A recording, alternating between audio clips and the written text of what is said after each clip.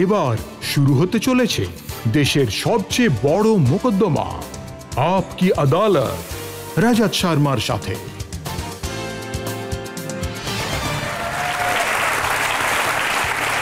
নমস্কার, আপকি আদালতে আপনাদের স্বাগত। দিল্লির পাশেই একটা শহর রয়েছে বরেলি। অনেকদিন আগে থেকেই বরেলি দুটো জিনিসের জন্য পরিচিত। একটা ওখানে খুব বড় একটা পাগলা গারদ আছে, আর দ্বিতীয়টা বরেলির ঝুমকা। আপনারা নিশ্চয়ই শুনেছেন, ঝুমকা গিরারে বরেলি কে বাজার মে। কিন্তু আজ আমি আপকি আদালতে এমন এক ব্যক্তিত্বকে পেশ করতে চলেছি যিনি বরেলির নাম সারা বিশ্বের কাছে উজ্জ্বল করেছেন। এমন একজন মেয়ে যিনি বরেলি থেকে বেরিয়ে এসে গোটা বিশ্বে হিন্দুস্তান তথা ভারতের নাম উজ্জ্বল করেছেন। এমন এক ব্যক্তিত্ব যিনি মুম্বাই পৌঁছে গোটা ফিল্ম ইন্ডাস্ট্রিতে নিজের জাদু দেখিয়েছেন। আমি আমন্ত্রণ জানাচ্ছি কোটি কোটি মানুষের হার্ট থ্রব, সেন্সেশনাল প্রিয়াঙ্কা চোপড়াকে।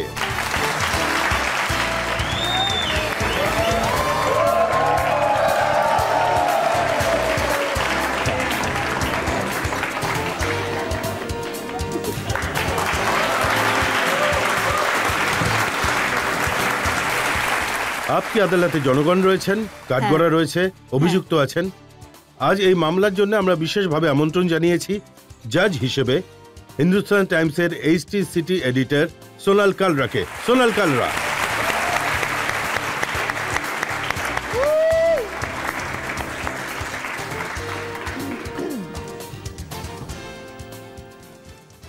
আর আপকি আদালতে আজকের এই সংবেদনশীল মামলা শুরু করার আগে, প্রিয়াঙ্কা চোপড়ার বিরুদ্ধে অভিযোগ আনার আগে আজকের জাজ সোনাল কালার অনুমতি চাইবো মামলা শুরু করার জন্য। অনুমতি দিলাম, মোকদ্দমা শুরু করা হোক। তাহলে মামলা শুরু হচ্ছে। আপকি আদালতে প্রথম অভিযোগ প্রিয়াঙ্কা চোপড়ার উপর। আপকি আদালতে ফিল্ম স্টার প্রিয়াঙ্কা চোপড়ার বিরুদ্ধে অভিযোগ রয়েছে যে উনি হলেন সবচেয়ে গ্ল্যামারাস চোর। কিছুদিন আগে অবধিও আপনার নাম সেই সব লোকের সঙ্গে উচ্চারিত হতো যারা সবচেয়ে বেশি ইনকাম ট্যাক্স দেন। এখনো রয়েছে স্যার। এখন তো আমি শুনছি ইনকাম ট্যাক্সের লোকেরা সকাল সকাল আপনার ঘরে রেড করতে চলে গেছিল। অ্যান্ড আমি তো শুনেছি এসব বড় স্টারদের সঙ্গে হয়ে থাকে। আমি তো অনেক ফ্ল্যাটার হয়ে গেছি। আচ্ছা, আপনার মনে হয় যে ইনকাম ট্যাক্সের লোকেরা যদি না আসে তাহলে হয়তো ওনারাই বলেছেন ইনফ্যাক্ট। তবে যখন থেফটের কথা উঠেছে, এই অভিযোগের ব্যাপারে আমি বলবো যে না, এমন কিছু প্রুভ হয়েছে। আর প্রচুর রিউমার্স এমন এসেছে যেগুলো খুবই আনসাবস্ট্যান্সিয়াল আর ভুল ছিল, যে ব্যাপারে আমি খুবই আপসেট ছিলাম। আমি কখনোই এ ব্যাপারে আমি মিথ্যে বলিনি, আমি কখনো অস্বীকার করিনি এই কথাগুলো। এর জন্য আমি খুব লজ্জিত, একদমই নয়। আর ইনকাম ট্যাক্স ডিপার্টমেন্ট একটা খুবই রেসপন্সিবল ডিপার্টমেন্ট, আর ওনারা নিজেদের কাজ করছিলেন, সেটা ঠিকই আছে। এখনো অবধি আমি one of the few highest tax পেয়ার্সদের মধ্যে, আর আমি সেটা নিয়ে খুবই গর্বিত। আমি নিউজ পেপারে পড়েছি যে 6 কোটি টাকা ক্যাশ। 6 কোটি ক্যাশ স্যার, ভুল বলবেন না। 6 কোটি ক্যাশ আমার ম্যাট্রেসের নিচে পাওয়া গেছে, পেপারে বলা হয়েছে। এত ক্যাশ তো, এত নোট আমি লাইফে একসঙ্গে দেখিনি। 6 কোটি ক্যাশ বলা হয়েছে। 6 কোটি ক্যাশ বলা হয়েছিল না? চলুন, 6 কোটি তো ছিল না, কত ছিল? আমার ঘরে কোনো কোটি ক্যাশ নেই। না, আমার মনে হয়েছিল 6 কোটি কম ছিল, 7 বললে ওটা মনে হয় ভালো হতো। অ্যাটলিস্ট 10 তো বলাই উচিত ছিল, তাই না? মানে একটু রেসপেক্ট দিত। আর দরজাকে খুলেছিলেন ইনকাম ট্যাক্সের লোকেদের জন্য? স্যার, ইউজুয়ালি আমাদের সবার ঘরে যারা হেল্প করার জন্য থাকেন তারাই দরজা খোলেন। আর আমার মেড রঞ্জিতা, আপনার মেয়েদের চেহারার শাহিদ কাপুরের সঙ্গে মিল আছে আমার মনে হয়।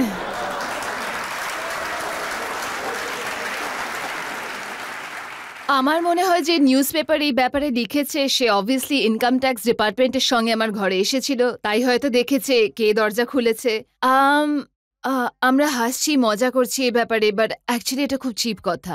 আর আই থিঙ্ক এখানে যত মেয়েরা বসে রয়েছেন তারা বুঝতে পারবেন যে আমি কেমন ফিল করছি। আর এটা একদম ভুল। আপনার কাছে না কোনো প্রুফ আছে, না কখনো এমনটার হয়েছে। আপনি কোনো একটা অযৌক্তিক রিউমারের উপর ভিত্তি করে ফ্রন্ট পেজ নিউজ বা হেডলাইন টিকার বানিয়ে দিলেন। এই কথাটা কমপ্লিটলি ভুলে গিয়ে যে আপনি একজন মেয়ের ব্যাপারে কথা বলছেন, আর আমিও কারোর মেয়ে, কারোর বোন। আর এই কথাটা একেবারেই ভুল যে আপনার এত চিপ নিউজ, তাও আবার যেভাবে পেশ করা হয়েছে আপনি লিখছেন। তো এখন তো আমরা হাসছি, কিন্তু এটা ভুলে গেছেন যে আমারও একটা সম্মান আছে, আমি একজন মেয়ে। তো I didn't take this very kindly. At all. যখন আপনি কামিনের শুটিং করছিলেন তো কোনো সিনে শাহিদ কাপুরকে কাঁদতে হতো, আপনিও তার সাথে কাঁদতে শুরু করেছিলেন? অ্যাকচুয়ালি শাহিদ কাপুর আমার মতে খুবই ভালো অ্যাক্টর, আর জীবনে এমনটা 3বারই হয়েছে। একটা ছিল কামিনের ইন্টারভেল সিনে, যখন গুড্ডুর ক্যারেক্টার কাজ ছিল আর আমি আমার লাইন ভুলে গেছিলাম। ওই সিনটা খুব ভালো করেছিল। অ্যান্ড 2 সেকেন্ডের পর আমার মনে পড়লো আমায় কি বলতে হবে, বিকজ ওনার একটা মনোলগ ছিল যেখানে উনি কাঁদতে কাঁদতে বলছেন যে তুমনে ধোকা क्यों दिया मुझे, मैं हकलाता हूँ तुम क्यों प्रिटेंड कर रही थी कि तुम भी हकलाती हो। যদি আপনারা এই ফিল্ম দেখে থাকেন তো ইফ ইউ অল, এই সিনটা খুব ভালো করেছিল। তো আমি যখন সামনে ছিলাম অ্যাজ অ্যান অ্যাক্টর, আমি একদম ভুলে গেছিলাম আমাকেও বলতে হবে, because I got really সাকড into his performance. এটা প্রথমবার শাহিদের সাথে হয়েছিল, দ্বিতীয়বার শাহরুখ খানের সাথে ডনে। ওনার আমাদের মধ্যে ফাইট সিকোয়েন্স চলছিল আর উনি আমার গলা চেপে বলতে যাচ্ছিলেন, আমি ভয় একদম লাইন ভুলে গেছিলাম হঠাৎ করে। আর তৃতীয়বার ঋতিকের সাথে হয়েছিল ক্রিশে, একটা সিনে अगेन ওর পারফরমেন্স আমি এত মেসমারাইজ হয়ে গেছিলাম আই ফরগট। তো যেখানে কাদার কথা আপনি বলছেন, আই থিঙ্ক আমি খুবই অ্যাডমায়ার করি শাহিদকে অ্যাজ অ্যান অ্যাক্টর। জনগণের মধ্যে থেকে কেউ প্রশ্ন করতে চান? হ্যাঁ ম্যাডাম, একটু আগে স্যার বলছিলেন যে আপনি নাকি বারেলিতে থাকতেন, তো আমায় একটু ক্লিয়ার করে দিন যে আপনি বারেলির না পাঞ্জাবের। আমার অ্যাকচুয়ালি জীবনে খুবই কনফিউশন, যদি আপনাকে বলি এক্সপ্লেন করছি। আমার দাদু ঠাকুমা আম্বালার, আমার পেরেন্টস, আমার ড্যাডের পুরো ফ্যামিলি আম্বালার, আমার কাকা কাকি ওখানেই থাকেন। বারেলিতে আমি বড় হয়েছি কারণ আমার বাবা আর্মিতে ছিলেন, তো ওনার পোস্টিং ওখানেই হয়েছিল, তাই আমরা 8 বছর ওখানেই ছিলাম। আমার মায়ের জন্ম মাদ্রাজে হয়েছিল, কিন্তু বড় হয়েছে ঝাড়খণ্ডে জামশেদপুরে আমার জন্ম। আর আমার দাদু কাশ্মীর আর দিদা কেরালা থেকে। তো আপনি বলুন আমি কোথাকার? হ্যাঁ তো ম্যাডাম, ন্যাশনাল ইন্টিগ্রেশন যদি কারোর মধ্যে থাকে তাহলে সেটা প্রিয়াঙ্কা চোপড়া ফ্যামিলিতে আছে। সেই জন্যই আমি মিস ইন্ডিয়া হয়েছিলাম আর স্কুল আমেরিকাতে, এই জন্য আমি মিস ওয়ার্ল্ড। সিম্পল। ম্যাডাম, তাহলে আপনাকে নিজেকে পাঞ্জাবি বলা উচিত নয়। আচ্ছা, আমার নাম চোপড়া কারণ পাঞ্জাবে বলে। যারা থাকেন তারা পাঞ্জাবি হন, আর বারেলিতে যারা থাকেন তারা মিস বারেলি। তো এখন আমি মুম্বাইতে থাকি, তার মানে আমি মিস মুম্বাইয়ান হয়ে গেছি। না না ম্যাম, যদি আপনি পাঞ্জাবে থাকছেন না তাহলে আপনি পাঞ্জাবি নন। না না না না, আই থিঙ্ক এনার জীবনে যেটা প্রবলেম হয়েছে সেটা হলো আপনার চিন্তাধারা খুবই ছোট, আর আপনি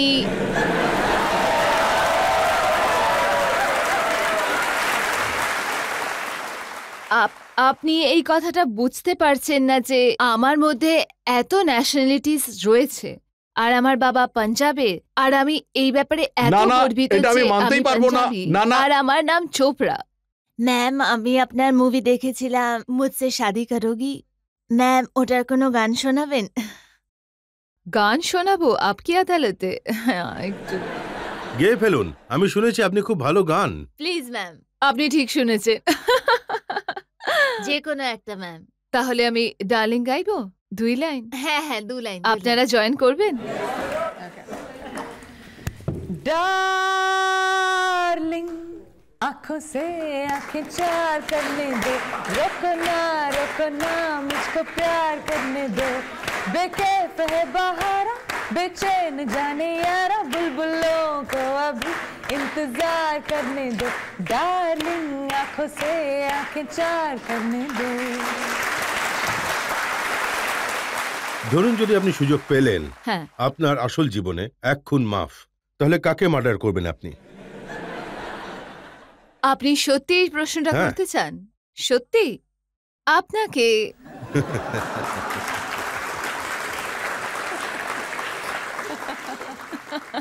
প্রিয়াঙ্কা, আরো কিছু অভিযোগ রয়েছে আমার কাছে। Definitely, sir. আমরা একটা ব্রেক নিয়ে নেবো, আর ব্রেকের পর আপকি আদালতে প্রিয়াঙ্কা চোপড়ার বিরুদ্ধে জনগণের মোকদ্দমার আরো একটা পর্ব, যাদের নাম কে দিয়ে শুরু হয়। ক্যাটরিনা, করিনা, কঙ্গনা, সকলের সাথে আপনার প্রবলেম। এটা আপনি কি বলছেন? কঙ্গনার সাথে কি প্রবলেম আমার? এই উত্তর থেকে জানতে পারলাম বাকি দুজনের সঙ্গে তো রয়েছে।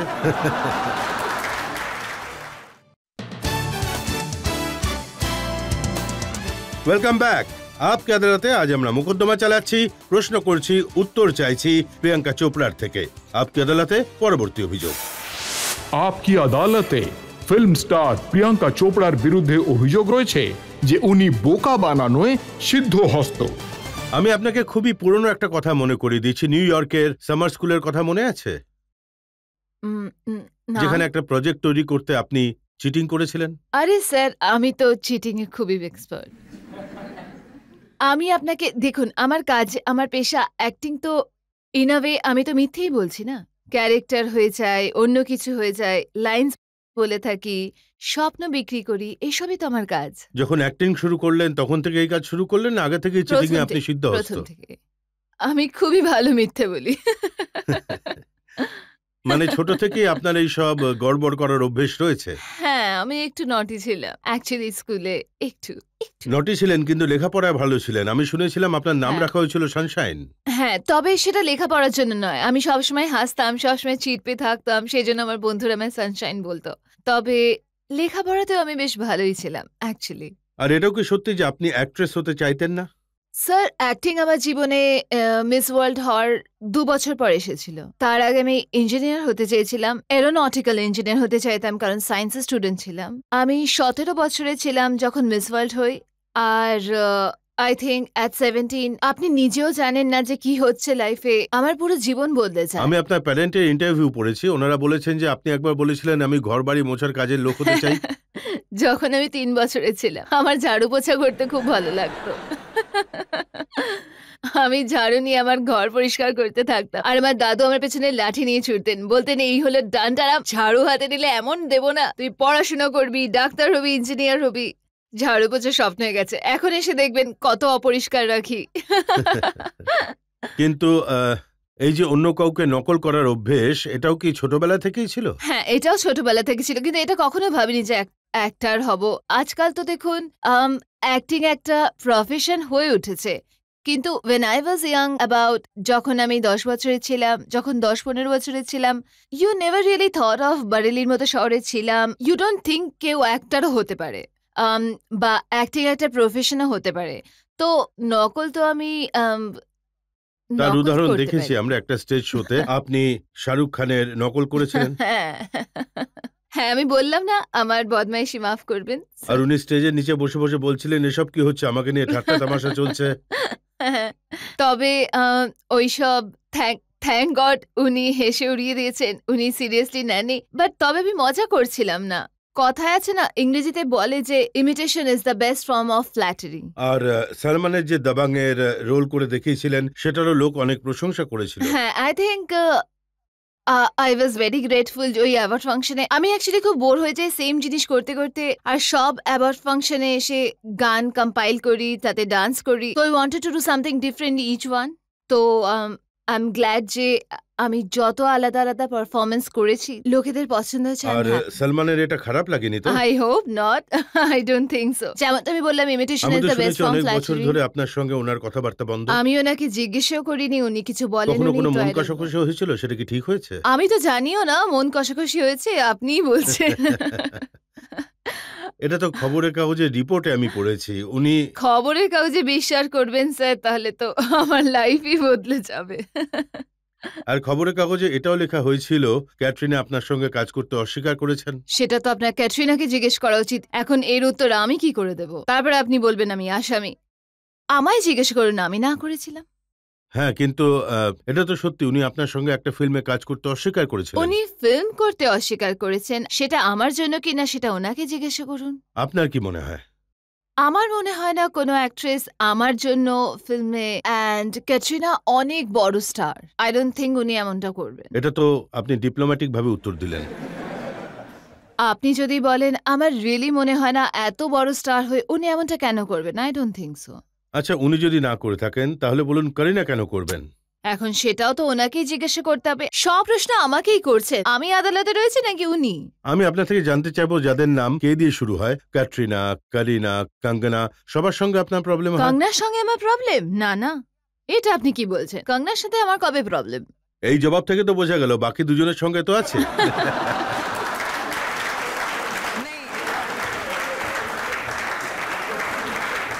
আপনাদের হাততালির পরে আমি বলবো এই প্রশ্ন থেকে আমি জানতে পারলাম আপনি মিডিয়ার উপরে যে ভরসা করেন তারাই গল্প লিখেছে, তাই আমি জানি আমার সাথে প্রবলেম। যখন আমার সাথে দেখা হয় তখন তো কোনো প্রবলেম হয় না। দেখুন, যদি মিডিয়ার গল্পের কথা বলি, আমি তো এটাও শুনেছি আপনি কত একটা শুটিং করছিলেন, আর করিনা ওখানে আসেন, আপনি ওনাকে 3-4 ঘন্টা ওয়েট করান। আর আপনি তো এটা একদমই লিখলেন না, কারণ মিডিয়ার এই ব্যাপারে ইন্টারেস্ট ছিল না যে করিনা আর আমি আধ ঘন্টা ধরে বসে কথা বলছিলাম, কারণ ওনার শোয়ের টাইম যেটা ছিল, যেটা আর্লি ছিল, আর আমি গিয়ে করিনাকে বলি যে বেব তুমি ঘরে চলে যাও, আমার প্রোডাকশনে টাইম লাগবে, তখন ও বাড়ি যায়, সকালে ফিরে আসে। এই কথা তো কেউ লিখবে না, আপনারা তো এটাই লিখতে চান যে আমাদের ঝগড়া হয়েছে। বলেই দিন, আধ ঘন্টা ধরে কি কথা অনেক হয়েছিল, জিনিস কার নিয়ে ব্যাপারে? কথা হয়েছে আমাদের।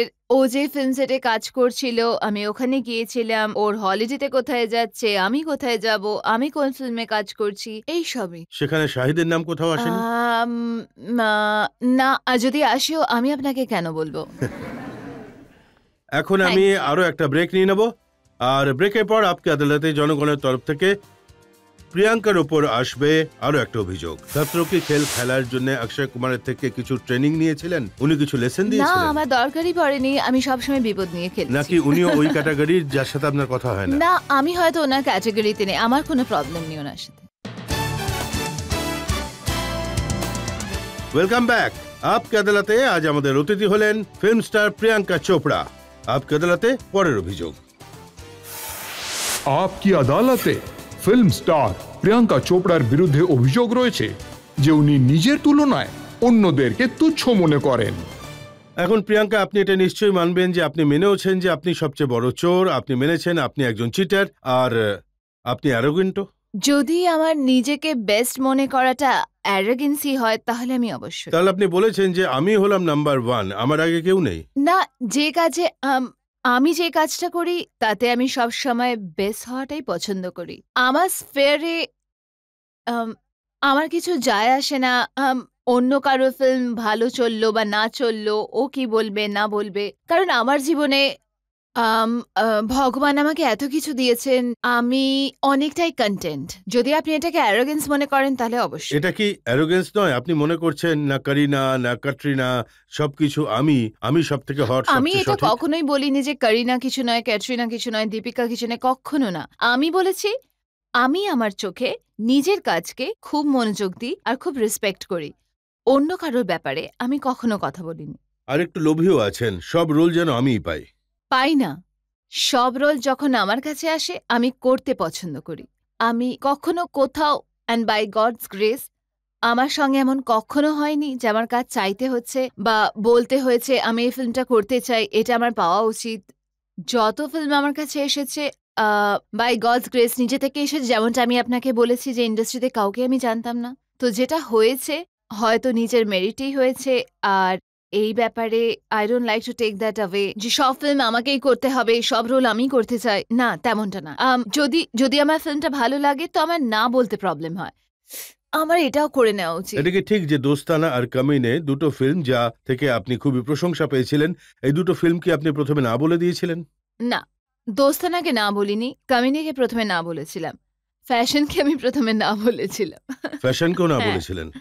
ফ্যাশনে ফ্যাশন যখন আমার কাছে আসে তখন আমার ফিল্ম ইন্ডাস্ট্রিতে ৩-৪ বছরই হয়েছিল, তখন এসেছিল। আর হয়তো নিজের ওপরে কনফিডেন্স ছিল না যে এইরকম একটা ফিল্ম ক্যারি অফ করতে পারবো, তা আমার কাঁধে কিভাবে করব। তো আমি মধুরকে বলে দিই যে স্যার আই ডোন্ট থিঙ্ক আমি করতে পারবো, আমার দ্বারা হবে না।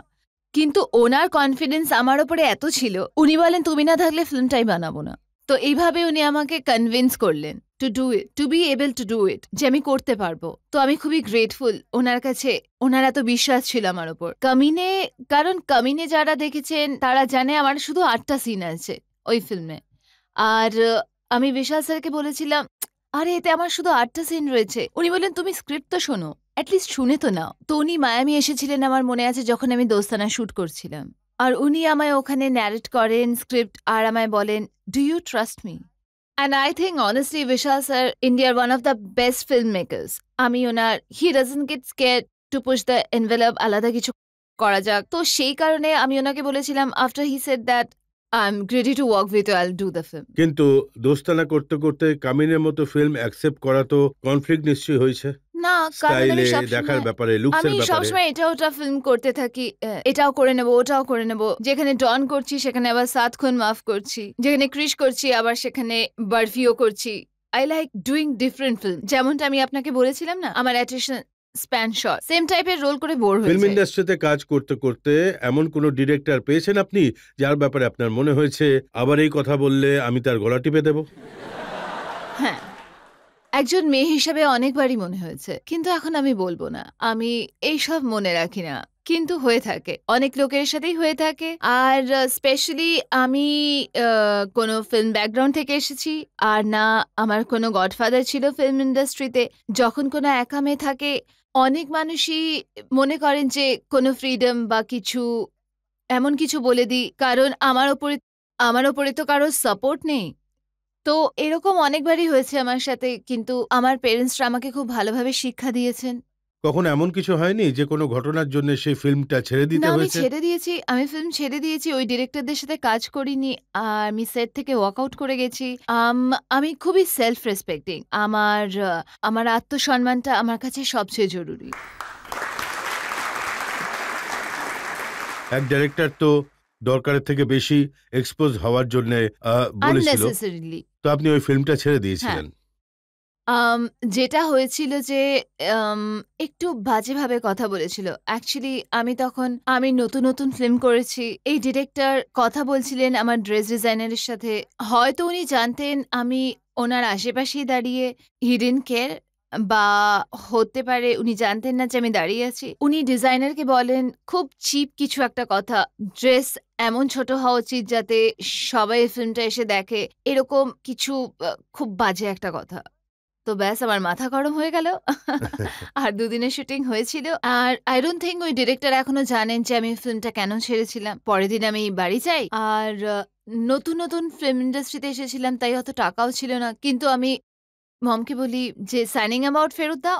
২ দিনের শুটিং এ যত খরচ হয়েছে সেটাও ফেরত দিয়ে দাও। আর আমি ছেড়ে দিলাম। আই থিংক উনি যদি এই শো দেখেন তাহলে উনি জানতে পারবেন যে আমি ওনারই কথা বলছি। তারপর ওনার সাথে আমি আর কখনো কাজও করিনি। আর আপনি আমায় এটাও বলতে চাইছেন, যা জিজ্ঞেস করব ভদ্রভাবে? রাজাজি, আপনার ব্যাপারে তো আমিই জানি, ভদ্রতা আপনি অবশ্যই জানেন। আজকাল শুনেছি ভালো রোলের জন্য সাইজ 0 দরকার পড়ছে। আমার তো নেই, আমি তো ভালো রোলই পাচ্ছি, তো আমার জানা নেই। আর আপনি এটার জন্য কিছু করেনও না, শুনেছি আপনি পরোটাও খান আর জিমে যেতেও ভয় পান। জিম যেতে ভয় পাই না, আসলে আমি একটু লেজি জিমের ব্যাপারে। আমার আমার আই ওয়ার্ক আ লট। যেমনটা আপনি বললেন আমি খুবই গ্রিডি, আমি সব মুভি করে ফেলি। তো যদি কোনো ভালো ফিল্ম পাই, বাই গডস গ্রেস আমার কাছে অনেক ভালো মুভি আসে। তো আমি না বলতে পারি না। আমি বছরে তাই ৬টা ফিল্ম করি, একদমই টাইম থাকে না। আমি বাড়ি এসে আই এম সো টায়ার্ড, আমি জিমে যেতে পারি না। I don't like to do also. তো আমার একটা এক্সকিউজ হয়ে যায়, আমি এত কাজ করছি। আমার মায়ের খুব খারাপ লাগে। আমার মা বলে, "সোনা মা শুয়ে পড়ে, জিমে যাওয়ার দরকার নেই।" আর তারপরে একটু খাইয়েও দেয়। And I love my food.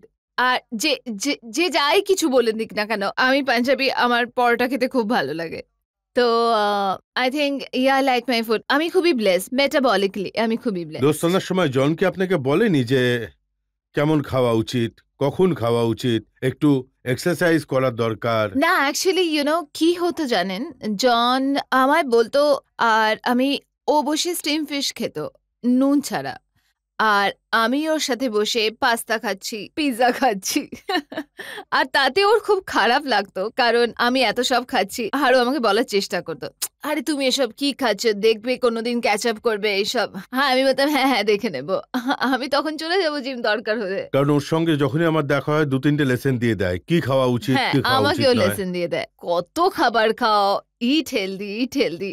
আমার দ্বারা যে হবে না, ফিটনেসে ছাড়। মনোযোগ দেয় না, যে বডিতে মনোযোগ দেয় না, জিমে যায় না, এক্সারসাইজ করে না, এমন মেয়ে কিভাবে খতরোঁ কে খিলাড়ির মতো শো অ্যাঙ্কার করার কাজ করে? কারণ আমি খুবই, আই থিংক, অ্যাজিলিটি আর স্পোর্টিনেস, জিমের সাথে কোনো সম্পর্ক নেই।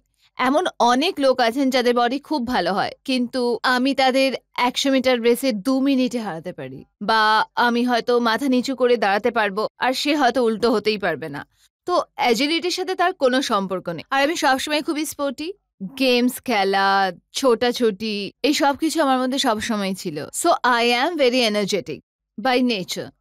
তো আই থিঙ্ক সেই তো কারণে। এই খাতরো কা খেল খেলার জন্য অক্ষয় কুমার কোনো ট্রেনিং করেছিলেন, কোনো লেসন দিয়েছিলেন, না, দরকারই হয়নি। আমি অলওয়েজ বিপদের সাথে খেলেছি। নাকি উনিও ওই ক্যাটাগরিতে আছেন যাদের সঙ্গে আপনার কথা হয় না? না, আমি হয়তো ওনার ক্যাটাগরিতে নেই, আমার কোনো প্রবলেম নেই ওনার সাথে। অনেকে তো আমার এটাও বলেছেন প্রিয়াঙ্কাকে অবশ্যই জিজ্ঞেস করবেন যে ট্রেনে বাইক নিয়ে ওঠার যে স্টান্টটা ছিল সেটা কি উনি নিজে করেছিলেন? আরে মেকিং, আপনি খতরো কা খিলাড়ি মেকিং দেখুন, আপনি প্লিজ ওটা চেয়ে দেখুন। আমি যখন বাইক চালাচ্ছিলাম, ইটস ভেরি ডেঞ্জারাস। আর আমি অ্যাকচুয়ালি বাইক চালানো ডনের জন্য শিখেছিলাম, প্রথম ডনের জন্য। আমার বাইক চালানোর খুব শখ, আর আমি ওই গিয়ার দেওয়া বাইক চালাতে পারতাম না। তো ওটা আমি ডনের জন্য শিখেছিলাম, একটা সিনের জন্য। ওটা আমার এখানে কাজে এসেছে। পেরেন্টস বারণ করেননি, মা বাবা কি বলেনি অন্তত এইসব কিছু এই করিস জন্য না? আমি ড্যাডকে নিয়েই যাইনি ব্রাজিলে। আমি বললাম, ড্যাড তুমি এত দূরে কেন আসবে? উনি বুঝতেও পারেনি যতক্ষণ উনি টিভিতে দেখেছিলেন। আমার মা এসেছিল, কিন্তু ওনাকে আমি শপিং এ পাঠিয়ে দিতাম। হ্যাঁ, আর যদি কেউ প্রশ্ন করতে চান? ম্যাম, আমি আপনাকে দেখেছি কফি উইথ করণে। আমি শুধু একটা নাম নেব আর দেখব আপনার তাতে কি Oh এক্সপ্রেশন হয়। God, stop it, Shahrukh please. খান। আমি আগেই চোখ বন্ধ করে নিয়েছি। প্লিজ ম্যাম, শুধুমাত্র একবার। না, শাহরুখ খান। Stop it. আরে শাহরুখ খান। আরে স্টপ ইট। আচ্ছা, থ্যাংক এবার ইউ সো থাক, মাচ হ্যাঁ? ম্যাম। শাহরুখের সঙ্গে এমন কি প্রবলেম হলো? স্যার, উনিও এই লিস্টে আছেন, আপনি কি করে জানবেন? কেউ জানেই না। আচ্ছা, উনিও সেই লিস্টে আছেন যাদের সঙ্গে আমি কথা বলি না। ওনার সামনে আমি বলতে পারি না, সেটা আলাদা ব্যাপার। কিন্তু পাবলিকের সামনে আপনি ওনার মিমিক্রি করে দেন। হ্যাঁ, ওনার পারমিশন নিয়ে। আমি ওনাকে জিজ্ঞেস করে নিয়েছিলাম, দেখুন আমি এটা করতে চলেছি, is it okay and all? He said, হ্যাঁ হ্যাঁ, তোমার তো 7 খুন মাফ। প্রিয়াঙ্কা, আমি আপনাকে সমস্ত রকমের প্রশ্ন করেছি। ভালো কথা হলো আপনি সমস্ত প্রশ্নের গুছিয়ে উত্তর দিয়েছেন। আমি বলবো ভালো মনে উত্তর দিয়েছেন। আমরা Thank একটা ব্রেক you. নিয়ে নেবো, আর ব্রেকের পর শুনবো আপকি আদালতে আজকের জাজ সোনাল কালরার ফয়সালা আজকের মামলার।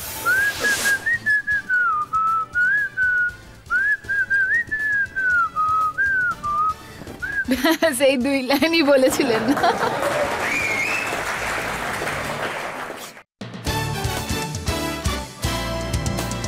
Welcome back. আপকি আদালতে আজ আমরা জনগণের তরফ থেকে মোকদ্দমা চালিয়েছি প্রিয়াঙ্কা চোপড়ার বিরুদ্ধে। আমরা ওনার উপর অভিযোগ এনেছি ওনার খুনের ব্যাপারে, ওনার চুরির ব্যাপারে, ওনার চিটিং এর ব্যাপারে, অ্যারোগেন্সের ব্যাপারে। প্রিয়াঙ্কা কিন্তু সমস্ত প্রশ্নের একেবারে খোলাখুলি ভাবে উত্তর দিয়েছেন। আপকি আদালতে এখন সময় আজকের মোকদ্দমার আজকের জাজ সোনাল কালরার রায়ের।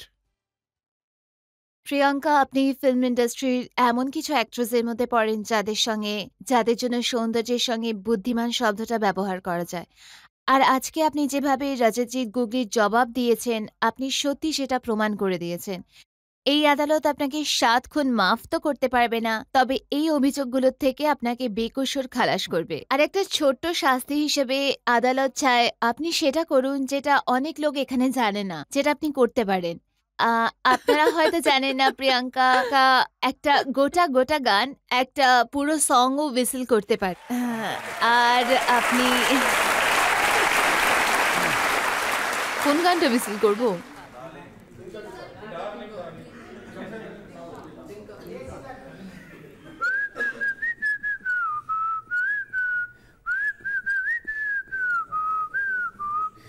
ব্যাস 2 লাইনই বলেছিলেন। আপকি আদালতে আজ আমরা মোকদ্দমা চালালাম প্রিয়াঙ্কা চোপড়ার ওপর।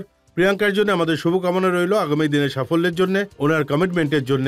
আর উনি এইভাবেই যেন মানুষকে এন্টারটেইন করতে থাকেন, আরো পপুলারিটি লাভ করতে থাকেন, এই শুভকামনার সঙ্গে আজকের শো এখানেই শেষ করছি। আগামী সপ্তাহে আবার দেখা হবে এক নতুন ব্যক্তিত্বের সাথে। ততক্ষণের জন্য নমস্কার। Thank you.